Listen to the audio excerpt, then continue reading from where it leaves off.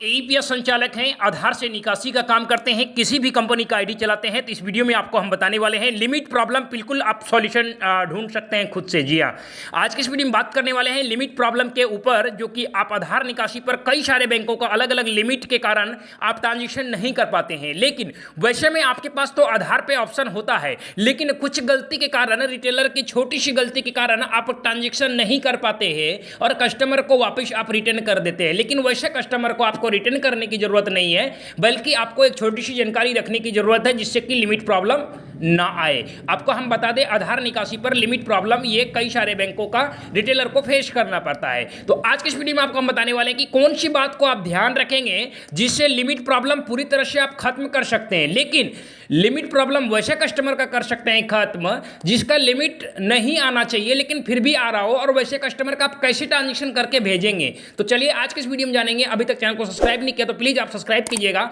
और साथ ही साथ एक लाइक डिसलाइक करना बिल्कुल भी मत भूलिएगा। यदि आप एक एईपीएस संचालक हैं, किसी भी कंपनी का आईडी चलाते हैं, तो ये वीडियो आपको इन तक देखना चाहिए, क्योंकि सभी कंपनी का एनपीसीआई का रूल कंडीशन, बैंक का जो एईपीएस विड्रॉल पर लिमिट, सभी बैंकों का लगभग जो है कंडीशन सेम होता है।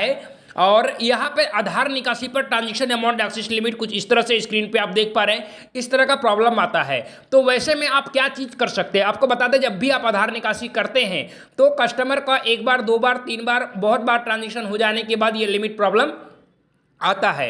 तो वैसे में आपको आधार निकासी करने से पहले आपको ये चीज़ जान लेना चाहिए कि आपको कौन से बातों का ध्यान रखना है। जब लिमिट का प्रॉब्लम आए ना, तो आपको क्या करना चाहिए पहले बताता हूँ। जैसे मान लीजिए आप 10,000 का निकासी कर रहे हैं, तो 10,000 निकासी कर रहे हैं तो लिमिट आ रहा है, तो वैसे में कस्टमर को डायरेक्टली आप लोग घुमा देते हैं, या फिर आधार पे में भी अगर लिमिट आ गया तो वापिस कर देते हैं। लेकिन वैसा नहीं करना है। हो सकता है कि कस्टमर ने उस महीने में 2,000 निकाला हो और आप 10,000 निकालने के लिए चाह रहे हैं और कस्टमर का लिमिट 10,000 का ही हो, तो ये भी हो सकता है। तो कहने का मतलब मेरा ये है कि अगर 10,000 ना निकले, अगर आप जो भी अमाउंट ट्राई कर रहे हैं तो उससे कुछ कम अमाउंट डाल के आपको ट्राई करना चाहिए। जैसे मान लीजिए 10,000 निकाल रहे हैं तो आप 9,000, 8,000, 7,000 ऐसा कुछ भी ट्राई करके देखेंगे तो बिल्कुल ही ट्रांजेक्शन हो जाता है। मैंने कई बार ऐसा देखा है कि ट्रांजेक्शन कस्टमर कुछ छोटा अमाउंट का कर लेते हैं, जिसकी वजह से लिमिट प्रॉब्लम आता है। तो वैसे में आप ये बातों का ध्यान रखिए ताकि लिमिट प्रॉब्लम आपको नहीं आए। जैसे मान लीजिए 5,000 निकाल रहे हैं तो आप 4,000 या 3,000